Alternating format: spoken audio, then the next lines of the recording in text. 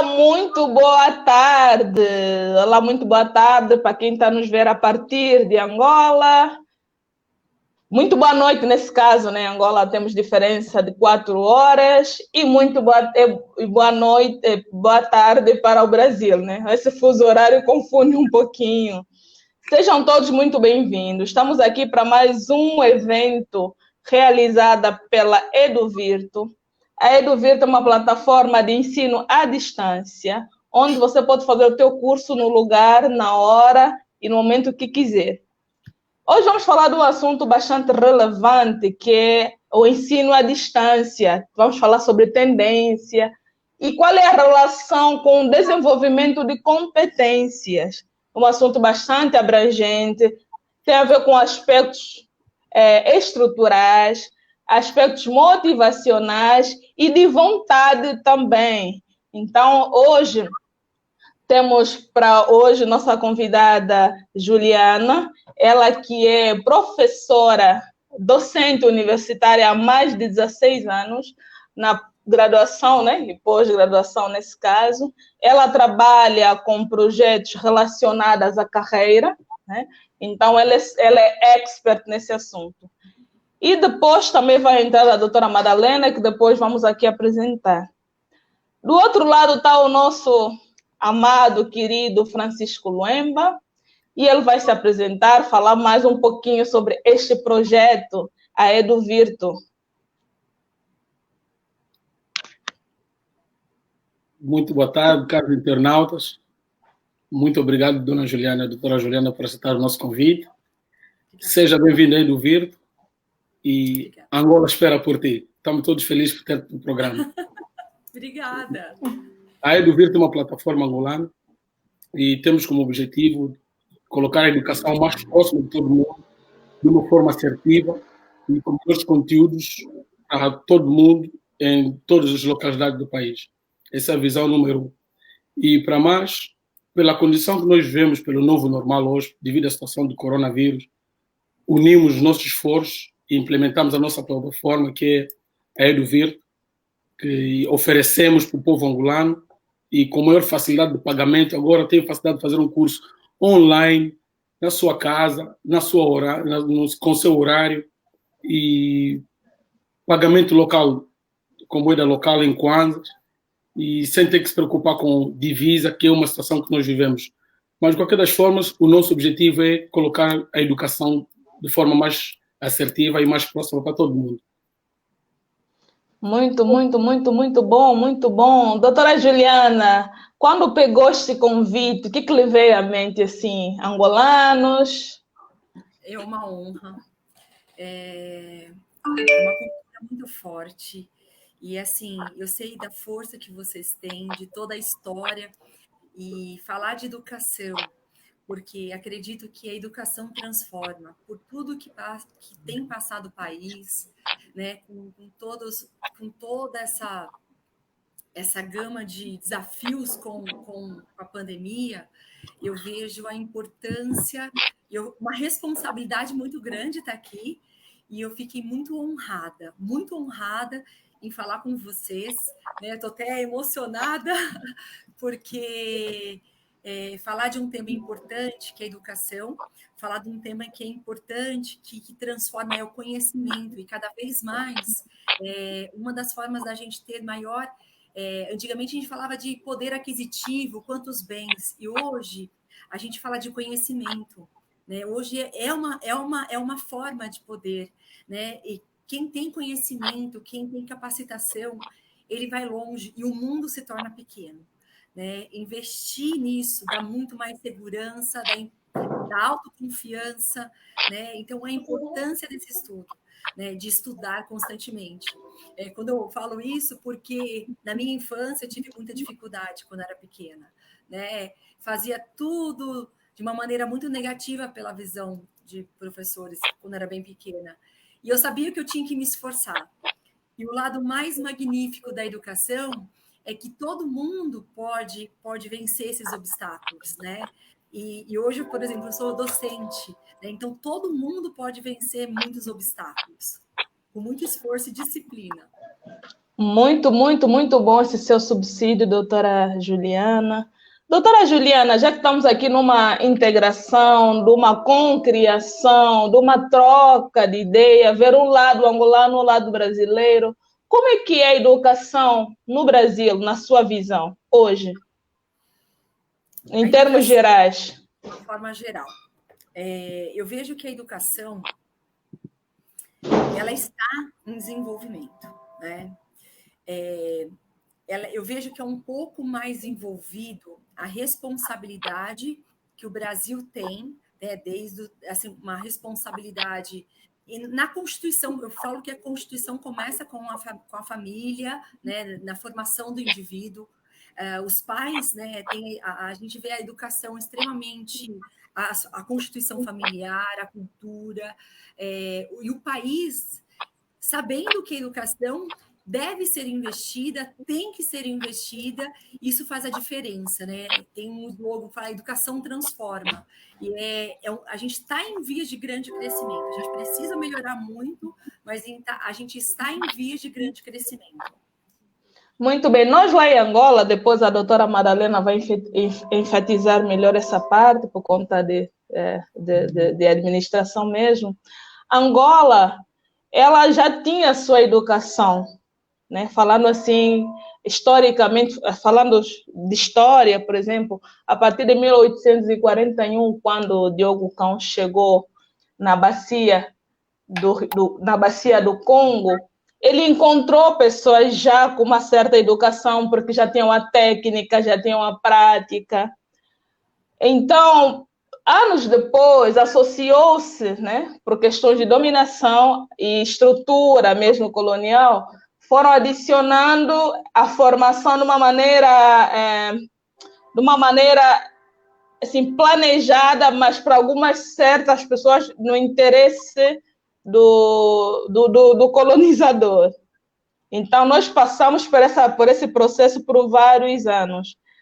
E depois começou a ser ligada, por exemplo, para ter um aval de educação, que nós hoje consideramos educação. Estamos quando estamos aqui a falar de educação, estamos a falar de todo o sistema, né? Estamos a falar de escolas públicas, privadas, todo o sistema que engloba a educação. Então, falando do letramento, todo aquele processo, é isso que eu me refiro. Então, a partir daqueles anos, 10 anos depois, com o auxílio do próprio rei Zinga Cuvo, que na altura foi chamado de Dom João I, né, que ele substituiu os nomes, ele autorizou que os povos tivessem essa instrução por meio do batismo católico. E depois foi se expandindo, primeiro eram para indígenas, considerados indígenas, e depois, lá para os anos 50, 60, foi já dado como cidadão, fazia parte da colônia portuguesa. Então, primeiro foram para as pessoas de pele branca, que eram os próprios portugueses, depois foi estendido para os filhos de portugueses, e depois se tornou uma coisa onde tanto os filhos de portugueses, como não só eles conseguiam, houve aquela abrangência da educação em Angola.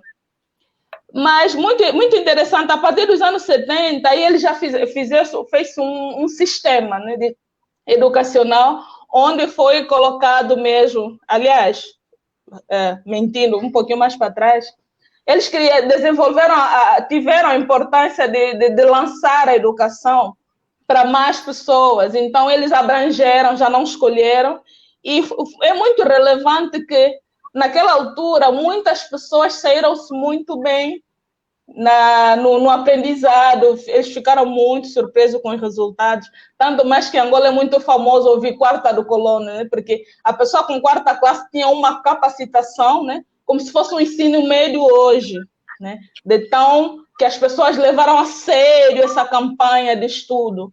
Então, Angola vem nesse processo de educação há muito tempo, foram feitas várias reformas, e ao longo da nossa conversa vamos ver onde está a faltar coisas, onde poderíamos melhorar, quais são os desafios.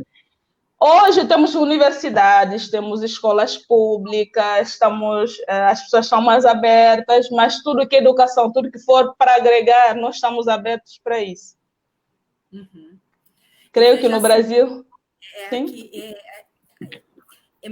é muito similar, né? A colonização portuguesa, os indígenas, é muito similar. Eu vejo que uma diferença é que aqui o Brasil começou bem antes, né? Sim. Muito antes, nesse sentido. E aqui no Brasil, a gente não pode falar, eu fico até assim, nossa, como eu vou falar em termos de Brasil, morando no interior de um estado de São Paulo, né? Eu sou de São Paulo e moro no interior. É assim, a gente pode falar de Brasis, porque cada região, cada estado tem um desenvolvimento maior do que o outro com relação à educação. Então, a gente tem, por exemplo, as grandes capitais do Brasil, excelente investimento, alguns centros do interior também excelente, principalmente na região sudeste, sul, um grande desenvolvimento, né? Não que as outras não tenham. Então, é muito particular o olhar de falar de educação no Brasil, porque é muito diferente um lugar do outro, né? Se a gente pensar assim, como a referência que você tem, Isa, estando em São José do Rio Preto, no interior de São Paulo, é muito desenvolvido. Que a gente está na capital, né? A gente está no estado de São Paulo, quer dizer, num local onde é interior e que tem um avanço muito grande, porque a São Paulo é uma cidade muito desenvolvida com relação à educação, muito desenvolvida comparando com outros estados. Então, a gente tem aqui uma referência muito positiva com relação à educação, muito boa. Muito bom. Muito bom, falou a pessoa experiente, muitos anos nessa questão. Nós estamos em processo ainda. Agora, outra temática, educação à distância. Como é que estamos no Brasil em relação à educação? Agora estamos a segmentar, né? A educação à distância. Olha, eu comecei a dar aula em educação à distância em 2012. Né? Os primeiros materiais que eu preparei aqui foram em 2012, há 8 anos atrás, né? E o que a gente vê é um salto muito grande, né? E principalmente com a pandemia, tem algumas questões da educação que não voltam, né? A gente não vai voltar como era antes, eu tenho certeza. Eu fiz minha graduação presencial, meu mestrado presencial e uma outra pós-presencial. E eu terminei agora a primeira turma de pós-graduação online, à distância, né? Da PUC do Rio Grande do Sul. Acabei, foi a primeira turma de psicologia positiva, ciência do bem-estar e autorrealização. Só para dar assim, meu parecer. Eu vejo de conteúdo, tanto por eu como docente, papel como docente, eu já preparei 6 disciplinas à distância. Eu vejo que o conteúdo é muito maior. Eu estou dando aula nesse semestre dos cursos presenciais à distância por conta da pandemia e vejo um conteúdo maior, você tem que ter uma preparação maior e do lado do aluno, você tendo essa disciplina, seu conhecimento sobe muito rápido. Né? Eu vou falar assim o que eu estou vendo hoje. Eu aprendi muito mais coisas hoje na pós-graduação à distância, até do meu mestrado, em termos de conhecimento, porque eu tive muito mais conteúdo. Mais conteúdo. Muito bom. O Brasil, a primeira referência de ensino à distância surgiu em 1904, né? Quando vê lá no jornal o curso de datilografia. Curso de datilografia. Então, isso aí depois, lá para 1833, na Europa, nos Estados Unidos, foram, na verdade, eles já estavam com essa visão de cursos à distância, né? Por correspondência, muito interessante isso. E muito engraçado que nesses países todos, né, falando mesmo de datilografia, o termo já há muito tempo, é um curso profissionalizante. Ele veio geralmente para profissionalizar mais o conteúdo, ou então de extensão. Uhum. Então, e fazendo aqui uma ponte da história do surgimento e fazendo uma link agora em Angola, que começa a entrar neste ramo de ensino à distância, e o novo normal trouxe essa importância ou nos acelerou um pouquinho mais da importância do ensino à distância, há projetos tímidos, né, sobre o ensino à distância, projetos, né, projeto relacionado ao ensino à distância, mas as faculdades como Dom Bosco, desde 2006 estão no mercado, né? Aí, você tá falando aí? Falando de Angola. Angola. Falando de Angola. Então, assim, ainda há muita desconfiança ainda para acessar esse ensino à distância. Primeiro, pela estrutura das próprias instituições, e segundo, para o preparo do profissional também. Mas, ao longo da nossa conversa aqui, vamos entrar um pouquinho mais a fundo. Olha como que... Por que eu falo assim, por que o ser humano tem desconfiança? Porque não conhece. Né? Tudo que é novo, eu vejo que gera uma resistência, as pessoas temem o novo, né, Nisa? E assim, a melhor forma da gente desvendar tudo isso é conhecendo, né? Aí a melhor forma é experimentando, né? Como a gente vê, por exemplo, essa característica que a gente está aqui, ó. Olha, quantas lives, né, que a gente está tendo a possibilidade de estudar, quantos conhecimentos maravilhosos, gratuitos que a gente tem, né? Isso é para a gente experimentar como que a gente tem grandes possibilidades e oportunidades de grande conhecimento, né, Nisa? Eu acho que isso é o bacana. Muito bem, fazendo agora aqui a ponte, já falamos um pouquinho da educação de uma maneira pincelada, falamos aqui do surgimento de algumas revoluções e inovações, sempre estiveram ligados à tecnologia. E entrando agora na ponte competência, na verdade a gente busca conhecimento tanto para nós, né, conhecermos que é libertador, e também porque precisamos do emprego, precisamos ser ativos e precisamos produzir. Para a produção, é preciso ter qualificações ou competências que têm a ver com nosso conhecimento, as nossas habilidades e as nossas atitudes. Por exemplo, falando de Angola, em Angola tem um órgão que está muito à frente no caso de cursos profissionalizantes, né? Porque agora o índice de desemprego aumentou, ainda mais com essa questão da pandemia. Aumentou bastante o índice de desemprego. Então, os jovens querem saber o que eles têm que fazer para se qualificar, ou então como é que eles têm que se reinventar para se sustentar. Uma questão de, como o Piaget falava, de equilibração, né? De sobrevivência. Então, está tudo muito incerto, está todo mundo, o que eu faço? Então, em Angola, temos vários órgãos que fiscalizam esse ensino ou essa educação para objetivos de trabalho. E um desses órgãos a gente chama de INEFOP, que é o Instituto Nacional do Emprego e da Formação Profissional. Esse instituto, ele foca naquelas pessoas que querem ter o primeiro emprego, né? Ou aquelas pessoas que não têm uma formação, não têm uma qualificação. Então, o Instituto, ele credencia os centros de formações, que esses vão, das instituições que vão formar esses profissionais, né? E depois para inseri-los no mercado de trabalho, né? E, na sua opinião, doutora, visto que no Brasil, por exemplo, em Angola, nós temos mais de 30 milhões de habitantes, né?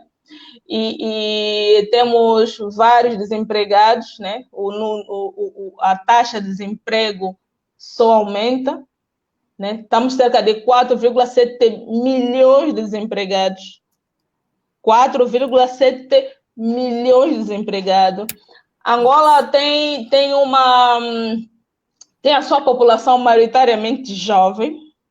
A nossa esperança de vida é até no máximo 60 anos, então, ou seja, muito jovem sem emprego.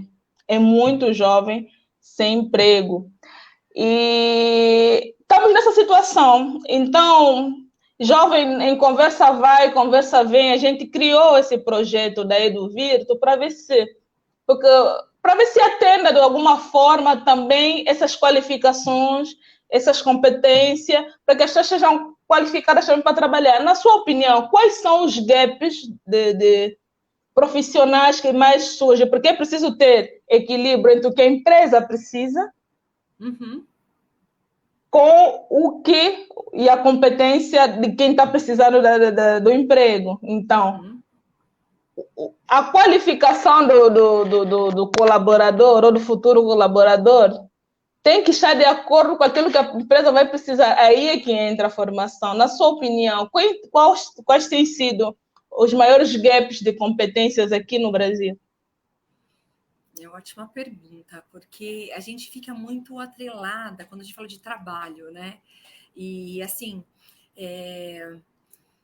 um dos pontos, vou dar um exemplo que eu acho que é muito significativo, né? Nessa pandemia, para chegar a falar da competência, eu queria falar que que eu fiz, né? Eu falei, meu Deus, eu estava agoniada, porque eu queria dar acesso, né? Vou fazer o quê? Vou dar algum curso, né, para as pessoas que estão precisando. Eu falei, não. Esse momento que eles estão mais precisando é de trabalhar, de ter um emprego, porque não adianta a gente ajudar para ficar em casa e dar curso se eles não têm muitos, né? A gente vê, não tem o que comer. Estou falando de pessoas que estão desprovidas de condições socioeconômicas, de situações econômicas, sociais, de grande vulnerabilidade. E foi aí que eu fui no bairro lá na Zona Norte, através do instituto que tem em Rio Preto, o Instituto das Valquírias, e a gente foi trabalhando essa capacitação para quê? Para entrar no mercado, né? Então, fazer um currículo, se preparar para uma entrevista, para depois estar, né? Eram vagas, a maioria que são mais do nível operacional, e aí, estando inserido, aí a importância da qualificação. Então, assim, eu vi o quê? Que competências mais? Primeiro, a questão muito comportamental. Competências que eu vejo que são essenciais, as competências comportamentais, a inteligência emocional, eu vejo... Então, a doutora está a dizer que as competências comportamentais, elas sobrepõem as técnicas, as competências técnicas? Não, ambas. As duas são importantes, técnicas e comportamentais, tá? Vamos pensar que numa entrada, né, tem duas pessoas com grandes competências técnicas. O que vai sobressair vai ser a competência comportamental, o diferencial. A competência técnica é uma porta de entrada. Vamos pensar, a competência técnica, você entra pela competência técnica. Né, pela sua experiência, pelos conhecimentos, que curso, que estágio, quando começou sua carreira, né? Então é importante falar para todos vocês que muitas vezes a gente tem que vir um processo antes, né? Estava ontem à noite na faculdade para falar com os alunos do último ano, né? E eles estão também com outros medos. E agora, minha carreira, estou terminando, enfim. Existem esse medo do desconhecido, e na realidade a gente vê que a carreira, eu estou fazendo um curso, minha carreira, por exemplo, você está fazendo psicologia, sua carreira está começando recentemente. Não! A sua carreira foi quando você iniciou o seu trabalho. Então, por exemplo, ontem à noite, tinha pessoas que eu ouvi que estavam extremamente seguras. Eu falei, não, gente, vocês têm uma vida para falar. Para que eu estou falando isso? Para impulsionar e reconhecer a sua força, desde de jovens, né? Tinha pessoas que começaram, que eu ouvi essas semanas, começaram com 12, com 11 anos, trabalhando, cuidando de criança, cuidando de um lar, de uma família. A carreira começa lá e já foi adquirida algumas competências, né? Isso é muito interessante. Isso é muito interessante porque as pessoas acham que eu sou hoje. Na verdade, eu sou a soma de tudo que eu vivi até hoje. Tudo conta se você andou a rodear gelado, se você soube se reinventar dentro de casa. Tudo aquilo é o teu currículo e tudo aquilo serve na hora que você vai no ambiente de trabalho, no mercado de trabalho. Isso vai ser o teu diferencial. Isso mesmo. Então, assim, entender que a nossa carreira é ampla, para quê? Para encorajar as pessoas a ir, buscar, não desistir. Você tem uma história, né? A gente tem uma história de vida, né? Ela não é agora, não é o curso que eu estou fazendo. Então, ela tem uma história. Então, isso é importante para a gente encorajar, seguir em frente, né? Buscar buscar, não, eu gosto de falar a palavra, a gente cria oportunidades. A gente pode fazer, a gente pensa, e eu vejo isso, né, por exemplo, com relação, mas isso aqui está longe de mim, como você falou da questão do estudo. Não vou fazer uma educação. Não, gente, vai conhecer. Às vezes a gente pensa que está tão distante. Vai conhecer, vai ver valores, vai ver como que é a forma de você entrar. A gente cria um bloqueio mental antes de saber o que está acontecendo. Então, encorajar, primeiramente, que você é muito mais do que isso, que todo mundo pode desenvolver o seu potencial, que a importância da competência de você ter coragem. Eu falo que uma competência é coragem, que significa correr riscos, e a coragem, cor, significa coração, agir com coração, buscar a sua essência de tudo aquilo que você foi e aquilo que você se tornou. Essa é uma competência essencial. Nos tempos que a gente está vendo, e o Fórum Econômico Mundial tem trazendo, que competências como flexibilidade, adaptabilidade, porque a gente está tendo muitas mudanças, e Angola é um país que teve muitas mudanças. Muitas. Pouco tempo, né? Então, o que vocês têm, né? Falando, vocês já têm algo muito precioso, que é a grande adaptabilidade e a flexibilidade que vocês tiveram que fazer, e também muitas pessoas que muitos têm nesse pouco tempo. Então, essa competência, Nisa, eu vejo que ela é essencial para a gente entrar no mercado de trabalho.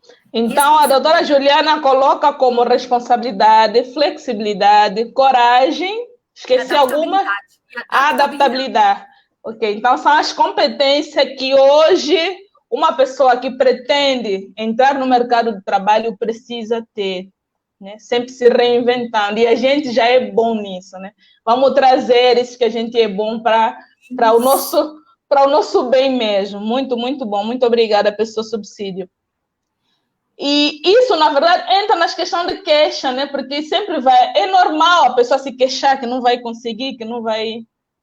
Acontece aqui também, que não dou conta, não vai ser para mim, eu não vou chegar. Isso não é... Por exemplo, ser humano. Ser humano. Então, na questão, não te cortando, na questão agora do ensino à distância, quais são as queixas como docente tem recebido nesse aspecto? A educação à distância, ela tem como um fator uma postura ativa da aprendizado. O aluno, ele tem como uma grande responsabilidade ter que ter essa postura ativa. Porque é diferente você estar passivo numa aula em que o professor fica chamando, tá lá. Você tem que se responsabilizar pelos seus estudos. Você tem que ter uma rotina. Então, aquela pessoa, né, que é uma pessoa que tem um baixo desenvolvimento emocional, né? Ele pouca responsabilidade sobre suas ações, sobre seus comportamentos, sempre coloca a culpa no outro, sempre o outro é responsável. Aquela pessoa que tem pouca, nesse sentido, essa responsabilidade e a questão do comprometimento, vai estranhar. Isso será uma queixa da educação à distância, porque ela exige de você.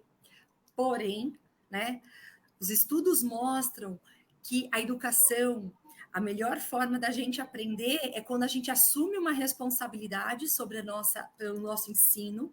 A gente aprende muito mais porque a gente vai se responsabilizar, porque não vai ter alguém para ficar fazendo chamada, ou você tal, não. É você, né? Então, se você tiver essa rotina, disciplina, vai embora. Olha, o Brasil agora está em cada 73 brasileiros, faz ensino à distância. Essa estatística está boa ou, na tua opinião, poderia subir mais? Eu acho que vai subir mais. Porque estamos a falar de 2012, né? Provavelmente já tenha, com esse novo normal. E agora, em 2020, isso mudou, né? Mudou. Drasticamente, vem aumentando. Muito bem. No cenário angolano, a gente tem essa que a gente já falou da vez passada, as queixas também são comuns, mas uma das maiores é a questão do acesso à banda larga, né? a banda larga para facilitar o ensino à distância. Hoje, a África, cerca de 54% de África já estão com os telefones ligados, segundo a ONU.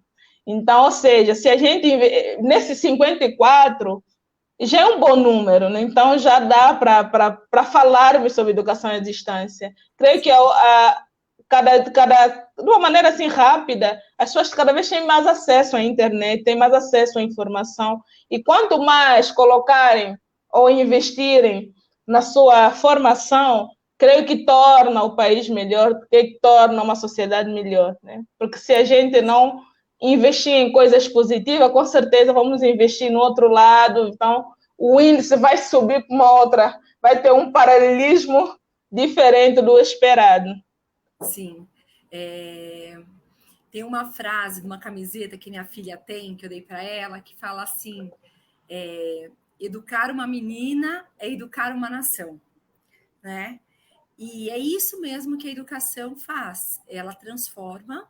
Eu vejo que os recursos tecnológicos é uma das queixas, você falou muito bem, você me falou, nossa, isso é verdade, primeiro que tem, né? E nem todo mundo está preparado para isso, você tem que ter, né, uma rede que não caia, ou um equipamento como, por exemplo, o celular, né? Celular, não precisa você ter hoje um computador, um laptop, outra coisa. O celular...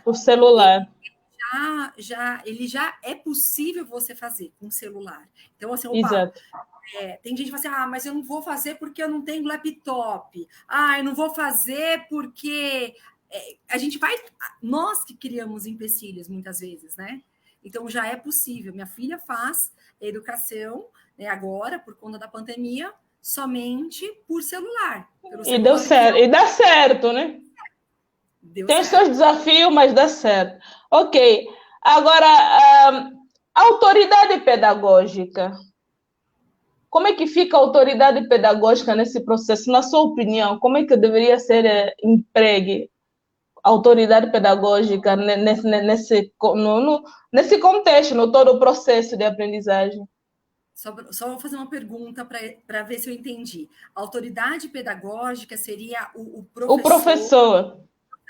Porque precisa, né? Porque se o professor não é uma autoridade, a gente banaliza o recado, Agora, nesse caso, eu gostaria que fizesse uma ponte entre a autoridade pedagógica presencial e como é que seria essa autoridade pedagógica, uma vez que o estudante de ensino à distância ele precisa ter uma autonomia. Como é que fica, visto que a autoridade, muitas vezes a gente foi à frente porque houve uma autoridade pedagógica. Como é que estão os sistemas de ensino à distância e como é que fica essa vertente da autoridade pedagógica?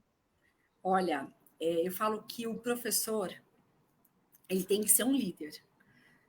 E ele que é como se fosse, o líder é como se fosse o maestro que vai reger toda a orquestra, né?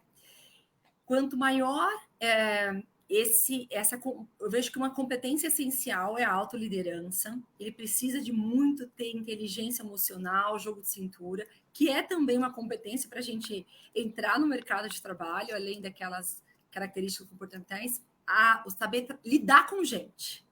Lidar com gente, que eu falo, é lidar com as nossas diferenças, né? E saber que tem pessoas diferentes, tem pessoas que vão, e tem pessoas que têm dificuldade.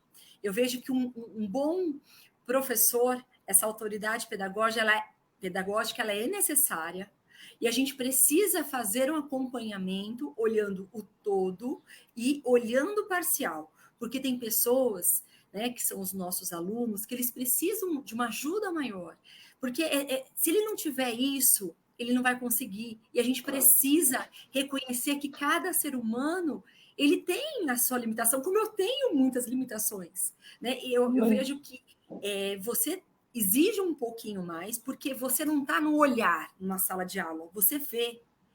Você precisa estar mais além, você precisa de desenvolver, por exemplo, uma metodologia ativa, né? fazer metodologias de ensino bastante versátil. Por quê? Não dá para você ficar online somente com um slide só. você precisa fazer debates, você precisa fazer construções, você precisa trazer esse aluno, porque eu falo assim, eu posso desligar minha câmera, eu estou aqui assistindo, né? Como tem pessoas aqui assistindo que a gente não está vendo, né? Então, Isso. eu fiquei passivo, eu não estou vendo o que está acontecendo. A gente não está vendo aqui.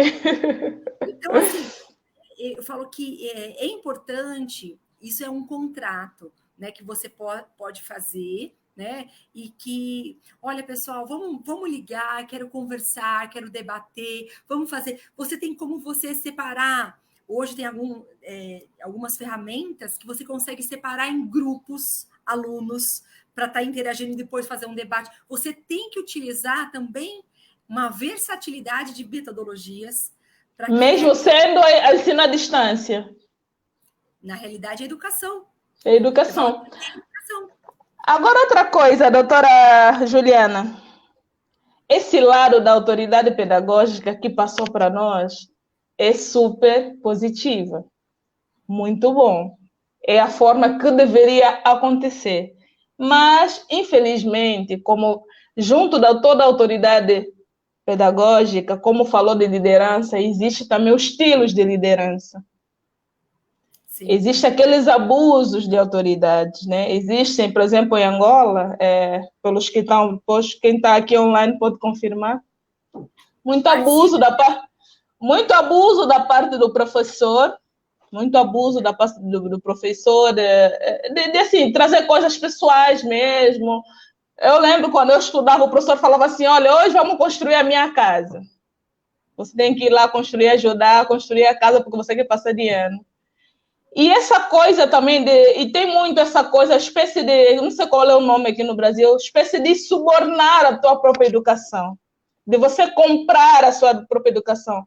Qual é o conselho? Porque o professor, quando fala assim, ele está atrelado à autoridade pedagógica, mas qual é a postura que eu tenho que ter perante uma autoridade pedagógica que me faz forjar o meu bem mais precioso, que é a educação? Que me faz forjar a minha busca de competência para que eu amanhã eu seja um profissional de verdade, não só apenas porque tenho diploma. Qual é o conselho que nos dá sobre isso? Não sei se aqui no Brasil acontece também, do professor abusar de aluno, do professor usar a autoridade para o lado ruim e não no lado positivo, conforme acabou de frisar. Sim. Primeiro que se a gente pegar pela própria educação, né? Deixa eu sair aqui, tá uma luz aqui, tá batendo um sol aqui, aqui tá muito. Hoje tá calor. Tá calor. Peraí, deixa eu vir aqui que eu tô com uma luz aqui. Aí, ficou melhor. Então vamos lá. Eu até vou responder a pergunta depois do Augusto. Augusto colocou aqui uma pergunta. Ok, então vamos lá. Então, primeira coisa, o líder, vamos pensar, como que é o modelo dessa liderança autocrática que usa do poder, da ameaça, da coerção, da punição? Ele vai fazer o quê? As pessoas vão estar usando a obrigação da educação. E quando você não gosta do que faz, você não aprende. Né? Então, isso você precisa ter estímulo. Você precisa ter estimulação. E você precisa estimular que isso é algo essencial para a nossa vida como ser humano. Então, o líder que é autocrático, que é um perfil que acontece também com professores, o que ele vai acontecer? As pessoas vão estar lá por medo, que é a característica, vão estar lá porque tem medo que aconteça algo, ou seja, e o aspecto emocional? Ele não vai estar aprendendo. Né? Ele vai gerar estados emocionais negativos, a raiva, o que ele puder sabotar, ele vai sabotar. Então, qual a consequência disso? É a não educação. Não a educação no sentido próprio da palavra. Então, os professores, na minha opinião, precisam também capacitá-los para desenvolver uma liderança integrada, que ele foque nos resultados das pessoas e foque no desenvolvimento da pessoa. Esse é o conjunto. É um líder autêntico.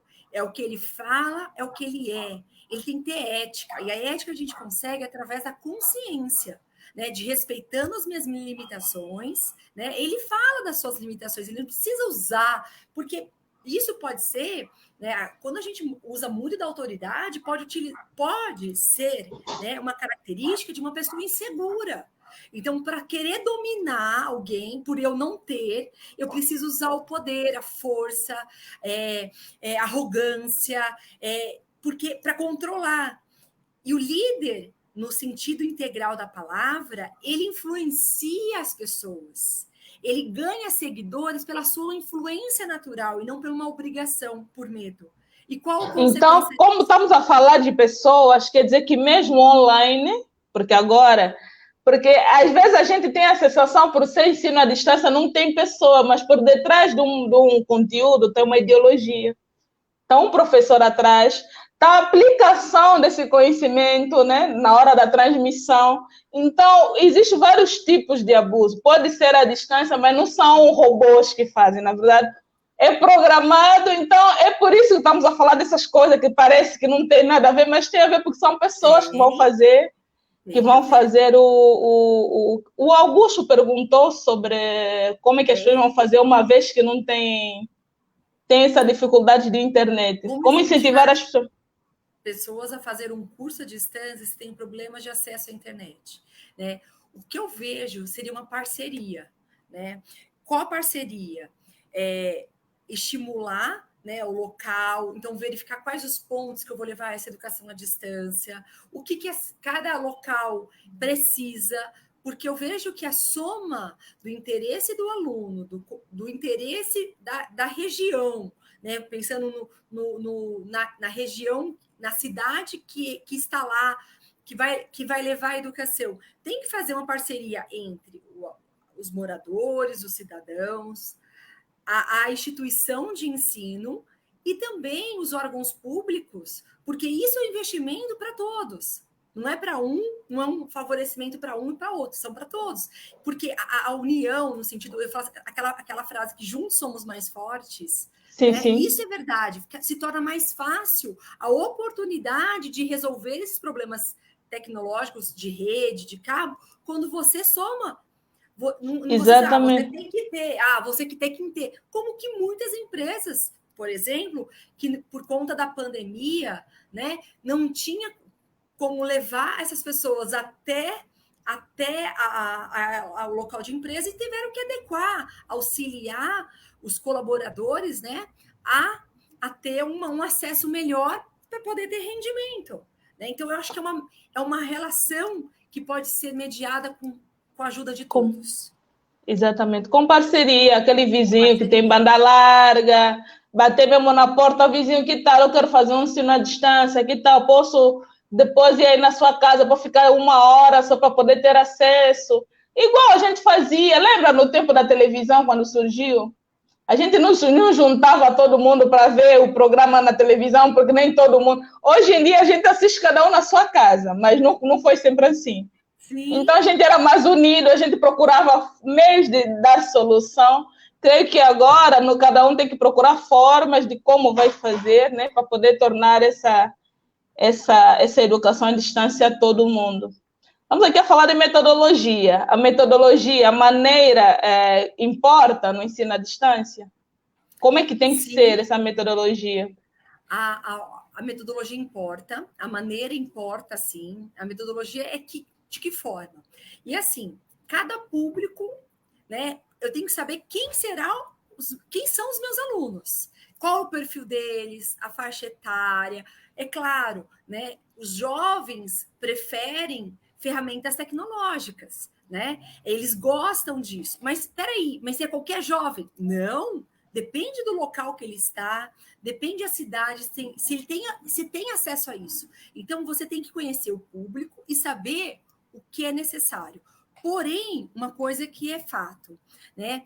Trabalhar com o que a gente chama de metodologia ativa, né? Que coloca esse aluno na sua responsabilidade, auxilia de uma maneira a estimular esse aluno, né?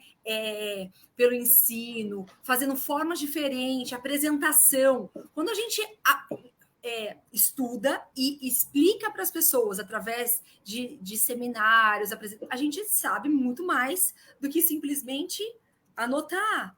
Né? Então, eu preciso criar metodologias que sejam condizentes ao meu público, né, primeiramente, conhecendo, e ser formas diversificadas, porque senão a educação fica rotina, é cansativo.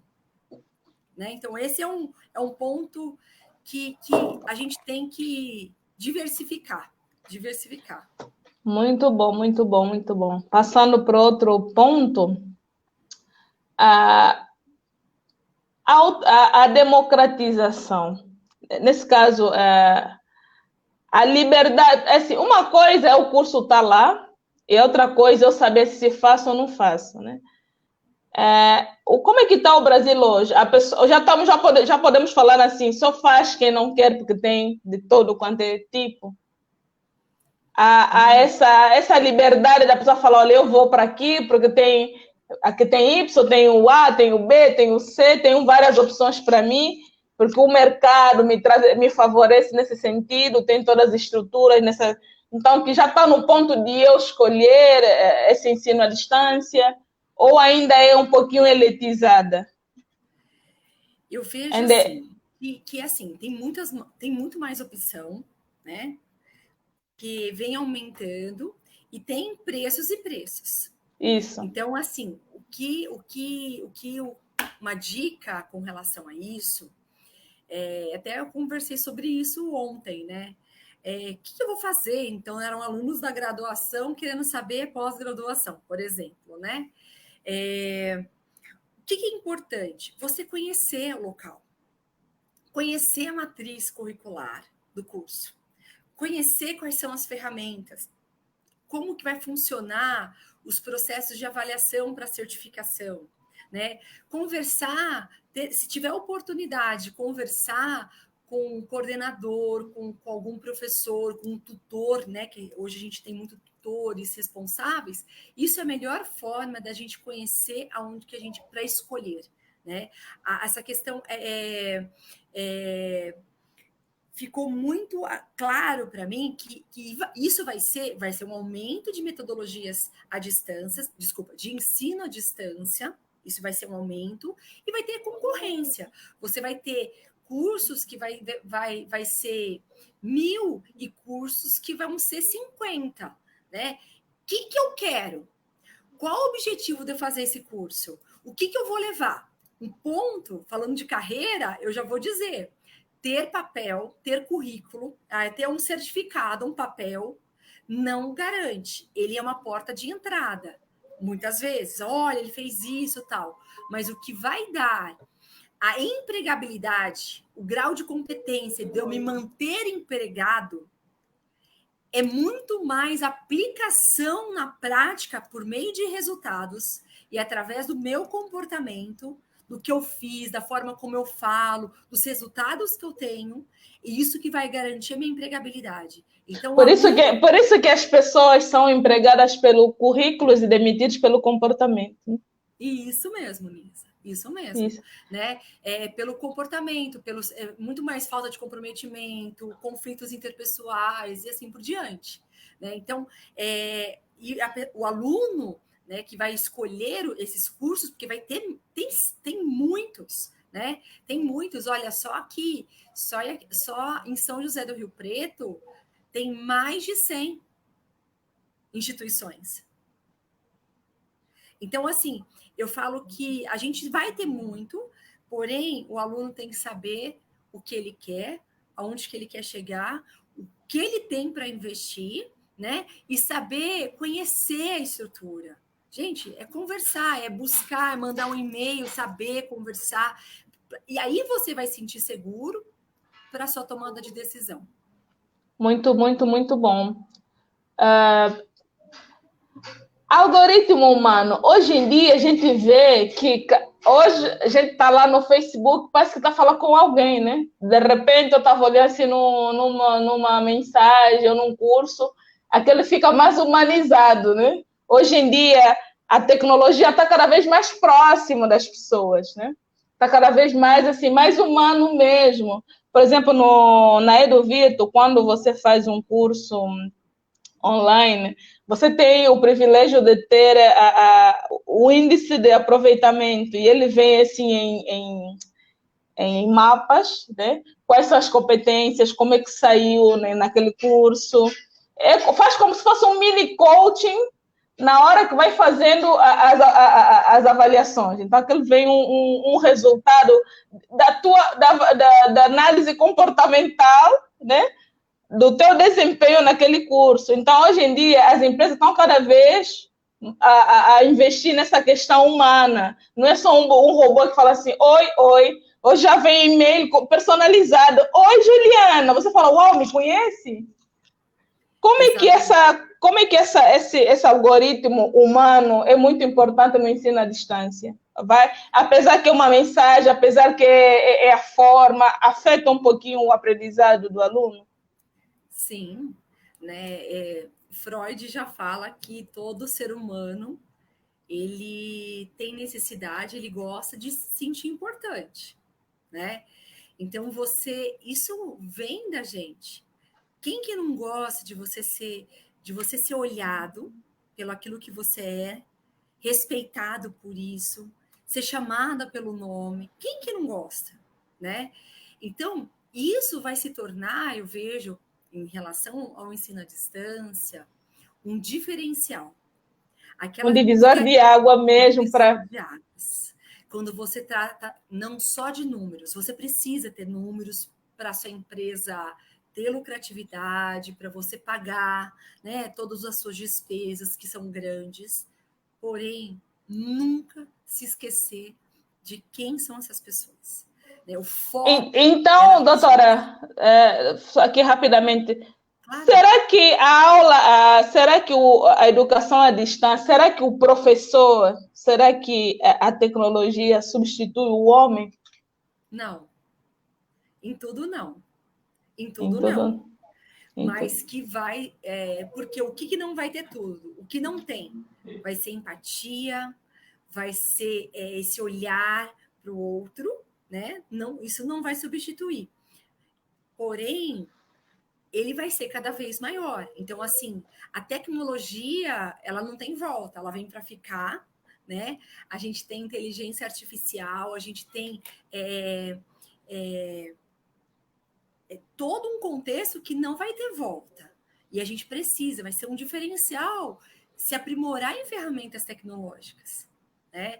E é muito bacana você ver, eu pude observar nesse semestre muitas pessoas que nunca tiveram contato com ferramenta tecnológica, tiveram que comprar, professor, tá?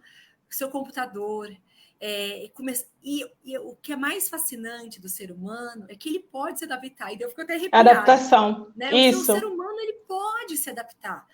É claro, ele precisa. Essa é uma tendência que não tem volta, né? E uma outra coisa é você ter um diferencial para esse olhar humano. Ninguém é máquina, todo mundo tem esse sentimento, inclusive as empresas cada vez mais têm que ter esse olhar integrado do indivíduo, né? Visão 360 graus, né?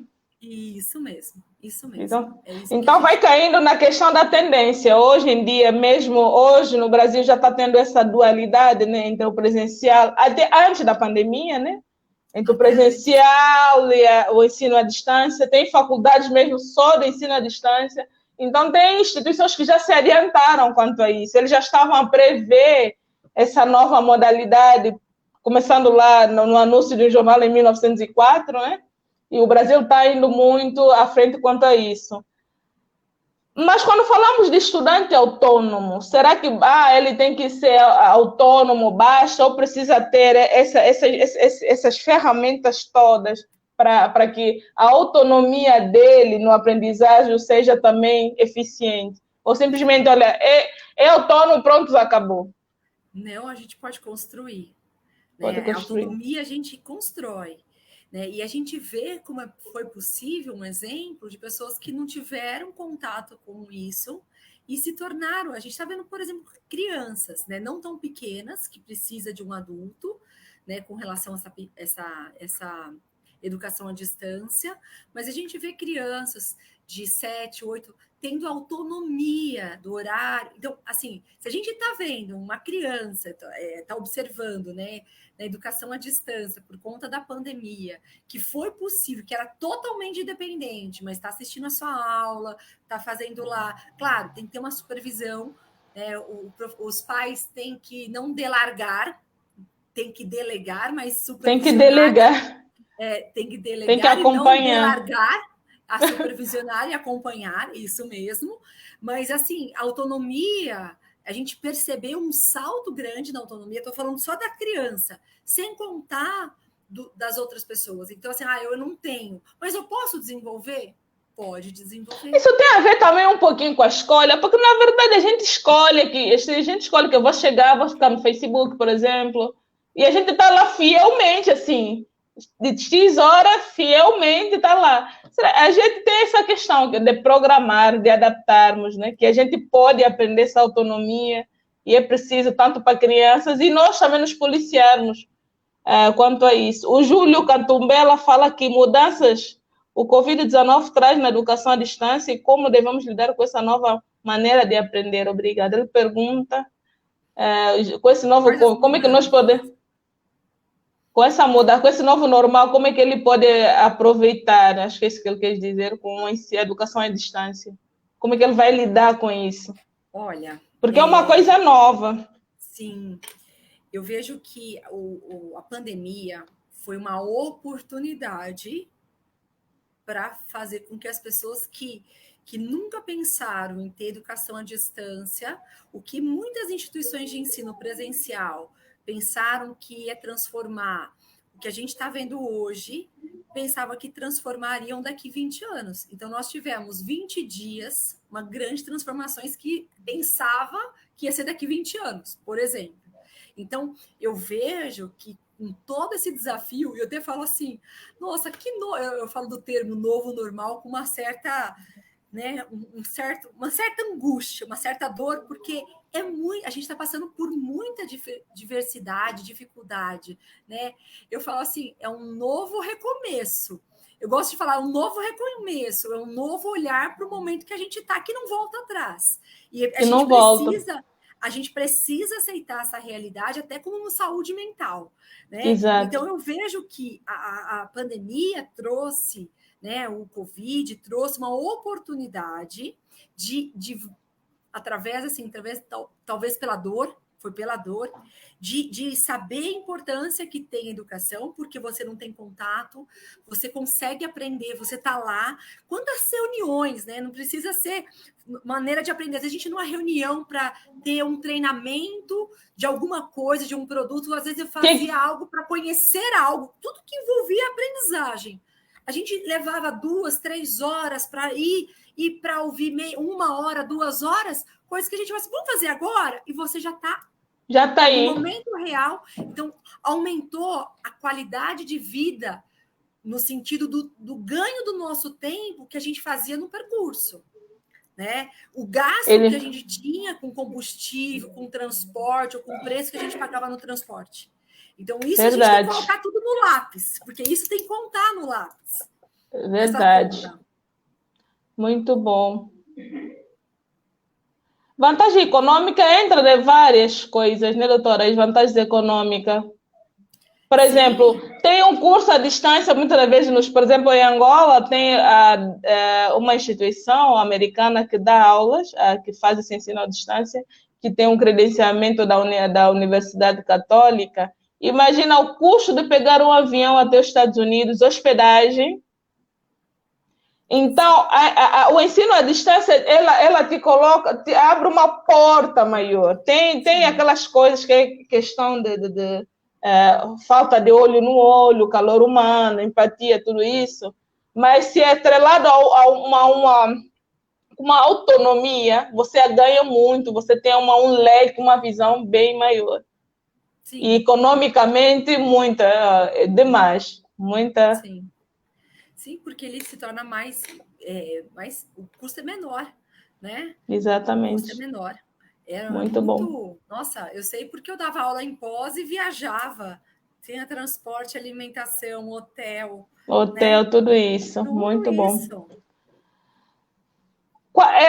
Falando dessa questão emocional, é preciso haver integração das TIC com o método pedagógico? Porque a gente tem... Não seria a parte tecnológica, né? Toda a parte tecnológica. Uhum. Com o método pedagógico. Tem que haver um casamento, porque lá por detrás desse robô tem o conteúdo, tem a ideologia, tem um plano curricular. É preciso haver uma integração perfeita, senão não funciona. Eu vejo que você tem que ter um material de apoio, que ele tem que para você, porque uma coisa é você estar no momento agora e ter uma educação à distância, um curso que já foi gravado, né? Esse é o momento. Nesse curso, que é educação à distância, que são aulas assíncronas, o professor já gravou, né? E o aluno vai assistir. Ele tem que ter, assim, em termos do assim, diferencial, não é que tem que ter.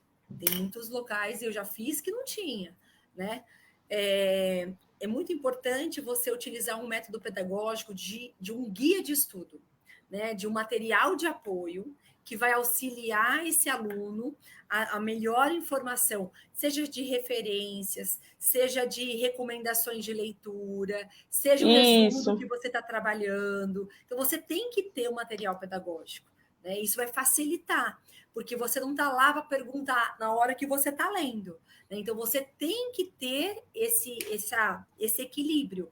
Você tem online, mas você tem que ter oferecer. Doutora Juliana, não te cortando aqui, eu vi uma matéria onde fala que aqui no Brasil, quando se começou a implementar o ensino à distância, muitos professores ficavam receosos, né, de como o aluno vai receber. Então, começaram a enfeitar demais e resumir demais.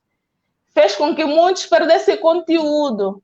Hoje, tem como dar conteúdo, tem metodologias, na sua experiência de 16 anos como docente universitária, de a pessoa ter conteúdo, porém não cansativo, atrelada à tecnologia? Com certeza. Existe a possibilidade, quando você associa o que você está trabalhando, a parte técnica, associando com a sua vida. Quando você. Vamos fazer isso na aplicabilidade. É aplicabilidade. Quando a gente usa os recursos técnicos atrelada, o que eu vou utilizar disso para a minha vida? O que isso vai fazer de sentido? Né? Eu sempre falo, você sabe, né? Eu sempre pergunto, faz sentido? Faz sentido para você? Né? Faz sentido? Então, vamos lá. Em que situações que a gente pode aplicar? Ter uma correlação com a aplicabilidade, né? A minha vida pessoal e profissional, ela é essencial para melhorar a forma desse aprendizado que está à distância. Né? Se a pessoa pode ouvir olhando, ouvindo, vendo, vamos trazer isso para a tecnologia, porque muitas coisas, né, funcionam online. Temos aí indústrias não muito positivas a fazer dinheiro. Que tal transformar aquilo para o lado positivo? Sim, né? A própria educação corporativa, o próprio investimento das empresas em estar capacitando, né, os seus profissionais para melhorar competências, que isso vai ter retorno para a empresa.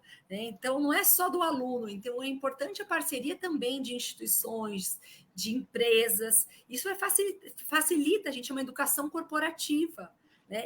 Que vem crescendo. Muito bom.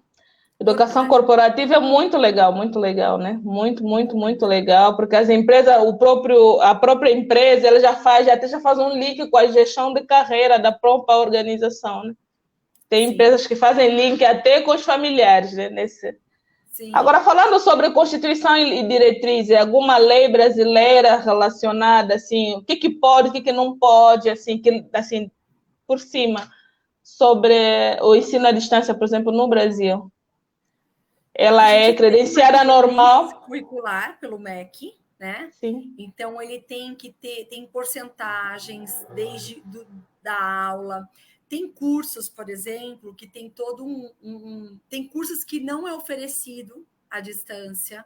Então, por exemplo, a gente tem a psicologia, que não é feito à distância. Então, existe o Ministério da Educação, ele criou um parâmetro das diretrizes curriculares e também quais os cursos de EAD, quantos por cento ele pode oferecer, quais disciplinas, o que ele pode fazer de aplicabilidade. Por exemplo, um curso de pedagogia, tá? Um curso de pedagogia. Então, ele tem as partes, a matriz curricular tem as disciplinas que são teóricas e tem que ter uma carga horária prática. Então, por mais que ele esteja à distância, ele tem que fazer o seu estágio, ele tem que fazer o acompanhamento no real. Então, não é...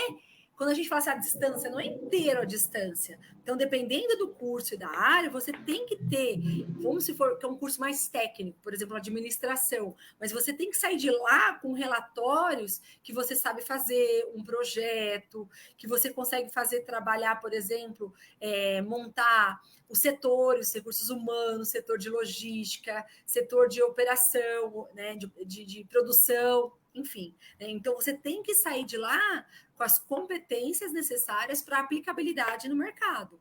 Né? Então, são normas que vão evidenciar o que deve ser feito para melhor qualidade de ensino. Então, tem que ter essa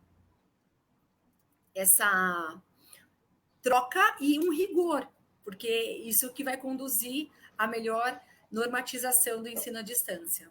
Ok. Como qualquer ensino, a gente sempre para um pouquinho. Vamos passar agora uma publicidadezinha da Eduvirto.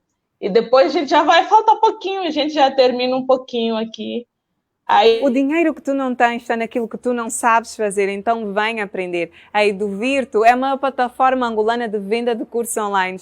Nós temos mais de 1000 cursos nas mais diversas áreas do saber. Agora tu podes aprender aquilo que tu não sabes, estando em casa, a partir do teu computador, tablet ou telefone. É simples assim, e na compra de um curso tu levas 2. Nós temos os melhores preços, então está à espera do quê? Vem aprender, vem ganhar mais dinheiro, vem connosco. Eduvirto é a educação virtual. É uma publicidadezinha. O Francisco, o doutor Francisco está muito bem. Então, é isso que estamos a falar, né? É preciso essas diretrizes. Em Angola, por exemplo, não era reconhecido o ensino à distância até o ano passado.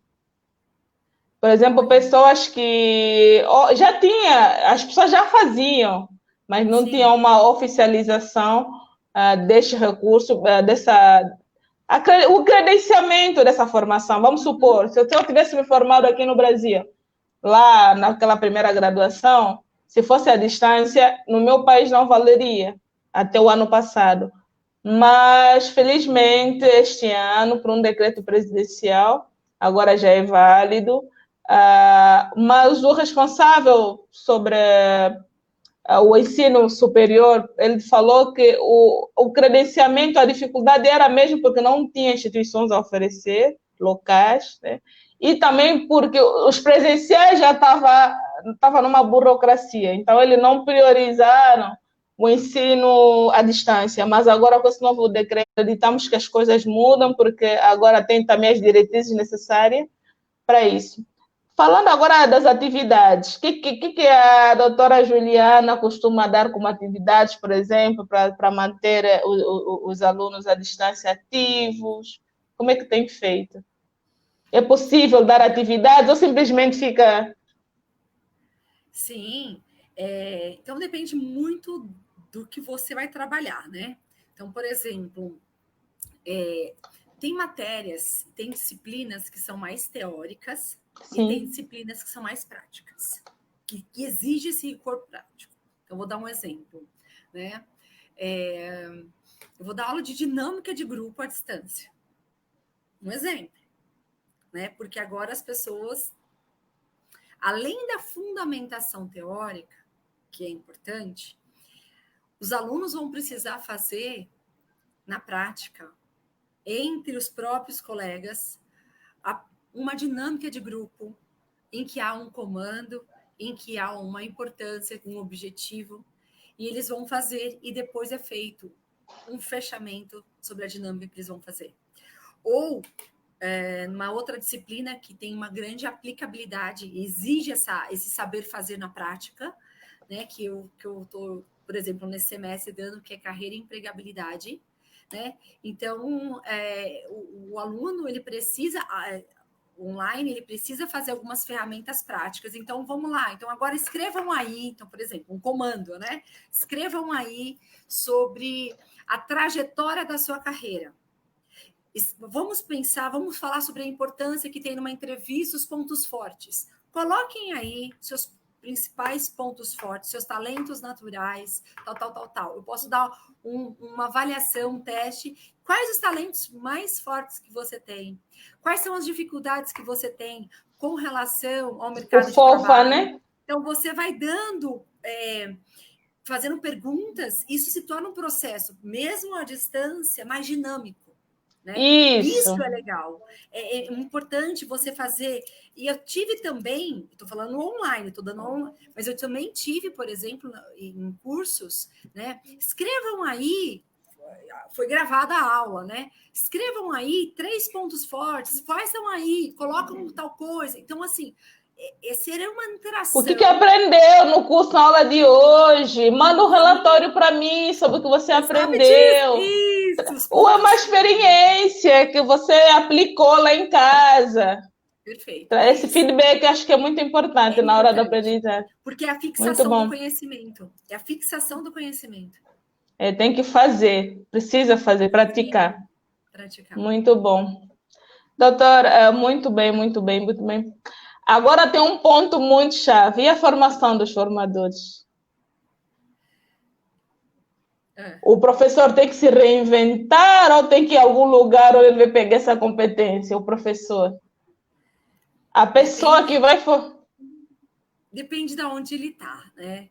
Se ele tiver possibilidade dele fazer um curso que vai aprimorar e desenvolver algumas competências, por exemplo, algumas competências tecnológicas que ele não tem e que vai fazer a diferença, ele tem que buscar. Hoje, pelo acesso remoto que a gente está, hoje se tornou mais fácil, porque está oferecendo muito mais conteúdos à distância. Então, antigamente, a gente tinha que ir até um local. Então, hoje, a gente tem muito mais oportunidades, né, de buscar, aprimorar. A gente tem uma rede aberta de buscar essa capacitação e formação.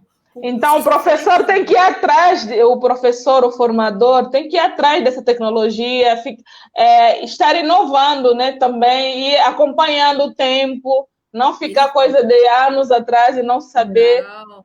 As pessoas a gente nunca sabe mais tudo. Informadas, né? Hoje as pessoas estão muito mais informadas, têm acesso à informação. Antigamente, para conhecer qualquer coisa, a gente tinha que ir uma biblioteca, né? Pegar livro, pegar Barça. Aí tinha Barça, o livro. Biblioteca, sim. Biblioteca, sim. Um livro que tinha conhecimento de tudo. Quero saber sobre... Espécie de enciclopédia. Enciclopédia, isso. Né? Então, para acesso a qualquer coisa, tinha que ir até uma biblioteca e buscar a enciclopédia para conhecer as coisas. Hoje a gente tem, na palma da mão, né, um celular, que a gente tem acesso a tudo. Então, o professor vai ter esses alunos que têm acesso a tudo. Então, ele precisa se capacitar. Ele tem que ser um detentor de conhecimento. E senão, ele fica para trás. Senão, fica para trás. Muito bom, muito bom. Muito bom, muito bom.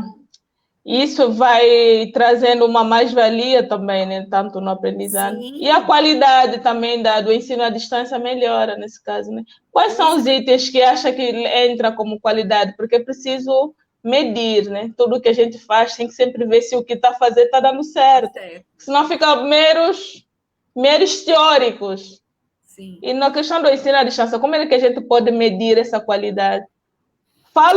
Já falou na vertente do aluno, penso que falou na hora que vai procurar a instituição para o aprendizado, mas estou falando agora na vertente instituição, na vertente professor. Como é que a gente mede essa qualidade do ensino à distância? Através de avaliações, avaliando esse para o professor? Para o professor, conhecendo esse aluno, avaliando o professor, avaliando o professor também, dando feedback para que se esse professor está bom ou não, para saber... Quer dizer que o aluno é que tem que avaliar o professor, é isso? O ideal seria avaliação institucional também. Ele avalia o professor e o professor avaliar o aluno, né? O seu desempenho, se aquele conteúdo que ele deu, o que ele assimilou.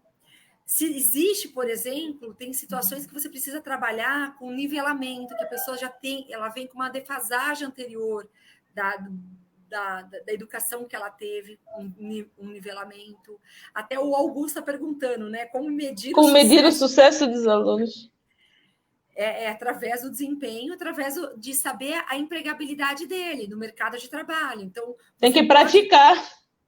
Praticar. Então, desde das avaliações, desde fazer simulações, fazer simulados, né?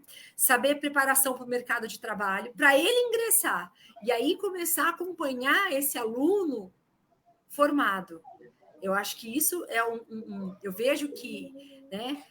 É como se fosse um pós-venda da formação. Não vou falar venda, mas é como se fosse... É como que o aluno deveria ser um aluno eterno, né? Não poderia... Sim. Por exemplo, o Instituto Brasileiro de Coaching, quando você se forma lá, parece que aquilo é uma coisa que não tem término, né? Sempre tem formação em cima, atualizações, e sempre aquele link.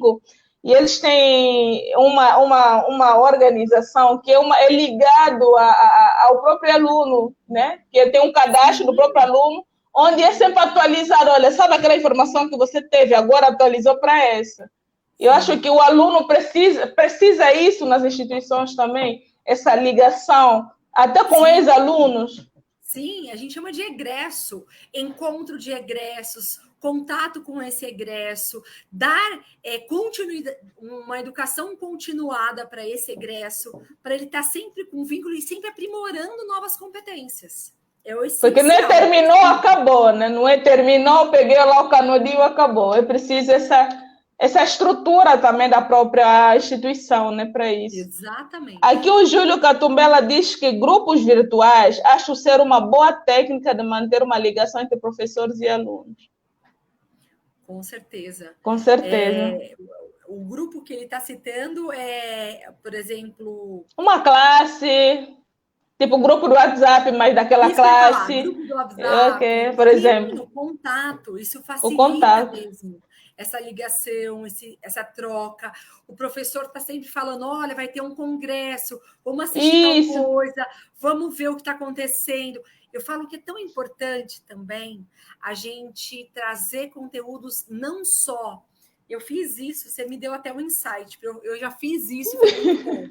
Você me deu até um insight para eu já voltar a isso. Ligar o que está acontecendo com o meu país, com o meu estado, com a minha política, com a minha economia, com o mercado de trabalho, né? Então, eu fiz isso uns 3 anos, foi muito legal. De todo início de aula, a gente trazer um conteúdo que está acontecendo. Pessoal, e aí eu combinava com alguns alunos, semana que vem vai ser você, vamos falar, vocês vão trazer um fato que aconteceu essa semana de conhecimento. Então, no meu caso... Por exemplo, dessa semana, a menina de 10 anos que foi estuprada, como fazer essa análise, né, comportamental do cara? Eu fiz isso essa semana. Sério? Foi um aluno que perguntou, falou, olha, que legal, vamos comentar. Que legal não, que legal a pergunta dele, né? A pergunta, não a história. Que importante, vamos falar... E aí a gente linkou com o que a gente estava vendo na teoria. Né? Isso aqui no Brasil, eu acho que o pessoal de Angola está nos vendo, é muito importante. Diferença Brasil-Angola, como estudei nos 2 lugares, posso falar. Aqui os exemplos são mesmo brasileiros, não pega muito exemplo de estrangeiro para trazer. E o nosso sistema de ensino traz muito exemplo de Portugal, por exemplo, nos manuais, e dificulta, porque se a pessoa nunca viu, por exemplo, eu levei muito tempo para ter noção de coisas que eu só fui perceber depois aqui que era, porque eu nunca vi como é que eu vou fazer uma ligação psicológica sobre aquele exemplo, por exemplo. Desculpa, acabei falando 2 vezes. Mas, assim, é preciso também, na hora que vamos fazer ilustrações, na hora que vamos dar exemplos em sala, sejam coisas reais, porque acho que atinge mais rapidamente o aprendizado do que eu trazer situações. Agora até tem a tecnologia, né? Dá para falar de assuntos porque é universal. Imagina na altura que não tinha celular. Como é que você me fala de uma coisa que eu nunca vi na minha vida, não faz parte do meu dia a dia? Dificulta o aprendizado. É excelente a sua reflexão. E a gente pode, é mais simples. Traga Muito alguma mais coisa da simples. sua casa, que situações que a gente está vendo, como está a nossa cidade. Né? Eu vejo isso hoje, aqui no Brasil, isso é muito comum nos livros, né? Tem uma filha que está no 4º ano, isso é muito comum.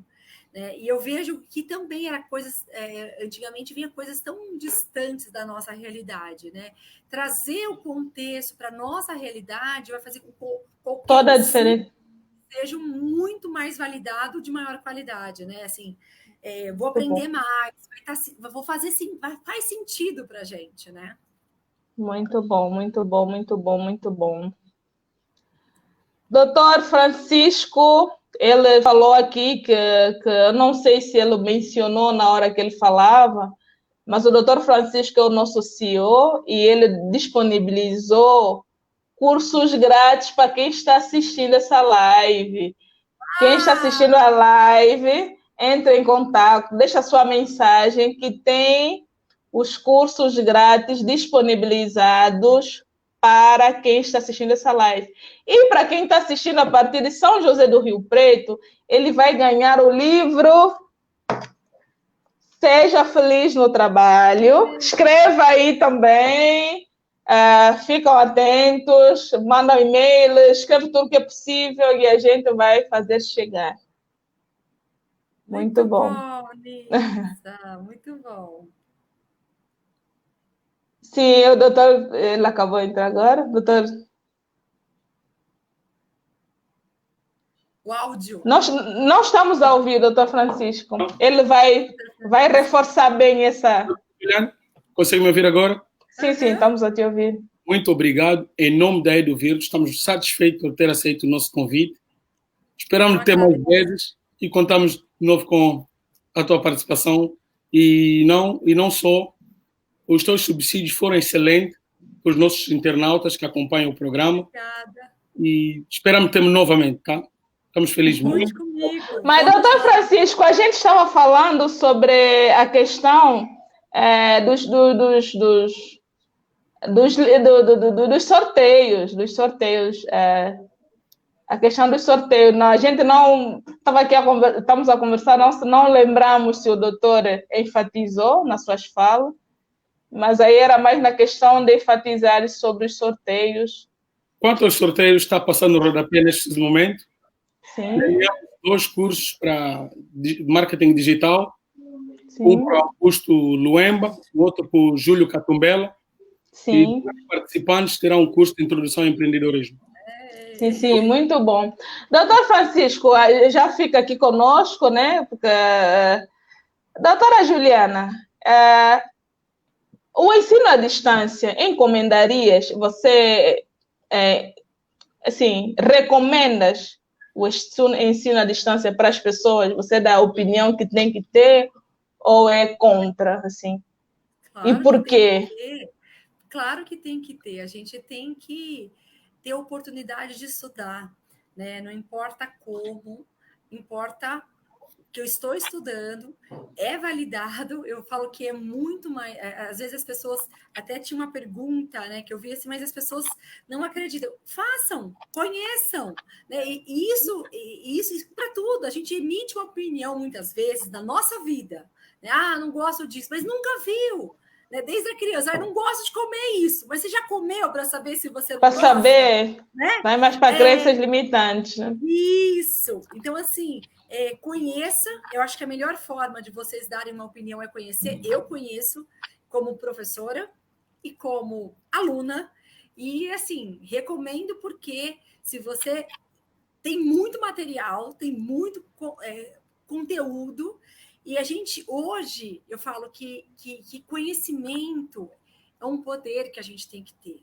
A gente vai muito além, a gente sai fora da caixa, né? Porque a gente que se aprisiona nessa caixa, na realidade. Verdade. Nós, né? A gente quer colocar que são vários fatores, mas a gente tem que vencer esses próprios obstáculos, principalmente os nossos. Nós somos os autores das nossas vidas, nós somos os autores da nossa vida. Quero também agradecer aqui a presença de todo mundo, não sei se estamos a terminar, é isso, doutor Francisco? Exato. Já passamos 27 minutos do tempo, desculpa para o pessoal que está aqui. Muito obrigada pela sua presença, para a presença das pessoas que estão aí a partir do Brasil, a partir de Angola.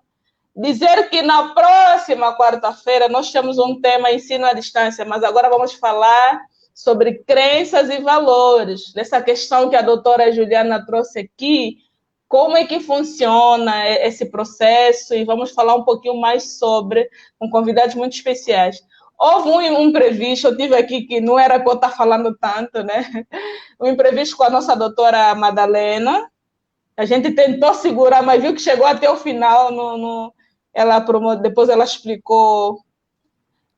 Depois ela explicou os motivos, então quero aqui em nome dela também, na próxima vez ela estará aqui para estar falando um pouquinho mais sobre assuntos variados, mas que hoje, exatamente nesse momento, aconteceu uma coisa muito particular, que não tinha mesmo jeito de estar aqui. Mas muito obrigada. Juliana, muito obrigada pela sua participação. Obrigada. Essa tua alegria, essa tua energia, com certeza. O vídeo, a live vai ficar disponibilizada também na nossa página. Aconselhar as pessoas a visitarem a página eduvirtu.com para assistirem mais. Temos projetos muito bons. A doutora Juliana já está a ver uma ponte muito linda para Angola, porque ela não é uma pessoa que só fala.